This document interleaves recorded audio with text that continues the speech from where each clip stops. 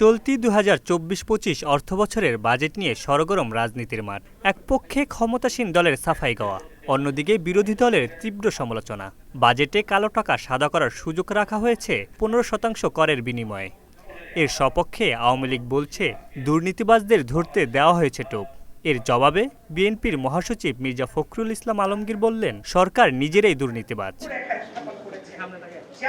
শনিবার জাতীয় প্রেস ক্লাবে মুক্তিযুদ্ধের অন্যতম সংগঠক এবং জাসদের অন্যতম প্রতিষ্ঠাতা সিরাজুল আলম খানের প্রথম মৃত্যুবার্ষিকীর অনুষ্ঠানে বক্তব্য রাখেন বিএনপির মহাসচিব। 15% কর দিয়ে কালো টাকা সাদা করা হবে, তার জন্য কি মাছের টোপ, মাছ ধরার জন্য যে টোপ দেওয়া হয় তাই দুর্নীতিবাজদের ধরার জন্য টোপ দিচ্ছে। হাস্যকর। প্রধানমন্ত্রী বলেছেন। তাহলে আমি কাজের কথা শুনলাম। যাই হোক, এখন ব্যাপার হচ্ছে যে আমরা তো দেখলাম যে আপনারা মাছের টোপ দিয়ে কাজে ধরেন এবং আপনারা তো নিজেরাই এটার সঙ্গে জড়িত। আপনি বাজেট দেখলেই বুঝতে পারবেন যে রাঘব বললে লুটে খাওয়ার আরেকটা ব্যবস্থা করেছেন। অনুষ্ঠানে জাসদের অন্যতম প্রতিষ্ঠাতা সিরাজুল আলম খানের নানা স্মৃতিচারণ করেন বিএনপির মহাসচিব। একজন ভদ্রলোক, হাওয়াই শার্ট পরা, আর ওর সাথে দুজন আছেন। দেখে আমি চিনে ফেললাম কোথায় সিরাজ ভাই। তা আমি একটু এগিয়ে গিয়ে বললাম যে সিরাজ ভাই, তো বলছে হ্যাঁ তুমি তো আলমগীর না, ওনার মনে আছে, ওই একদিনে দেখায়। তো আমাকে, আমি তো সাথে সাথে তার সঙ্গে কথা বললাম, ওই উত হলাম আবারও।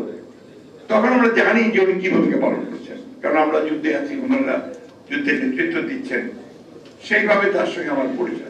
এই সময় বিপ্লবী ওয়ার্কার্স পার্টির সাধারণ সম্পাদক সাইফুল হক বলেন, সারা দেশে ফ্যাসিবাদী শাসন কায়েম করেছে সরকার। আওয়ামী লীগ গণতন্ত্রের প্রধান বাধা বলেও মন্তব্য করেন তিনি। সমস্যাটা আমার ভোটের সাধারণ যে অধিকার, নাগরিক অধিকার, সাংবিধানিক অধিকার, সে অধিকার এখন নাই। এবং আওয়ামী লীগ বাস্তবে বাংলাদেশের গণতন্ত্রের প্রধান প্রতিবন্ধক, প্রধান বাধা হচ্ছে বর্তমান সরকার এবং আওয়ামী লীগ। রাষ্ট্রীয় শক্তিকে মোকাবেলা করেই রাজনৈতিক বিজয় ছিনিয়ে আনতে হবে বললেন গণসংহতি আন্দোলনের প্রধান সমন্বয়কারী জোনায়েদ সাকি। সরকারি রাষ্ট্রযন্ত্র কতদূর পর্যন্ত যেতে পেরেছে বিভিন্ন ঐতিহাসিক পর্যায়ে আমরা সবাই জানি। তারা গ্রেফতার করেছে, মামলা দিয়েছে, নির্যাতন করেছে, গুম করেছে, হত্যা করেছে, এমনকি এটা গণহত্যা পর্যন্ত এসেছে। এই রকম একটি জায়গায়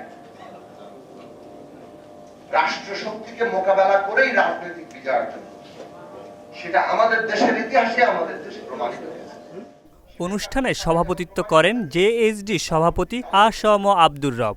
বক্তব্য রাখেন নাগরিক ঐক্যের আহ্বায়ক মাহমুদুর রহমান মান্না এবং বাংলাদেশের জাসদের সভাপতি শরীফ নুরুল আম্বিয়া সহ অন্যান্য নেতারা। তরুণদের মাঝে সিরাজুল আলম খানের আদর্শ ছড়িয়ে দেওয়ার আহ্বান জানান বক্তারা। Mamunur Rahman, channel S, Dhaka.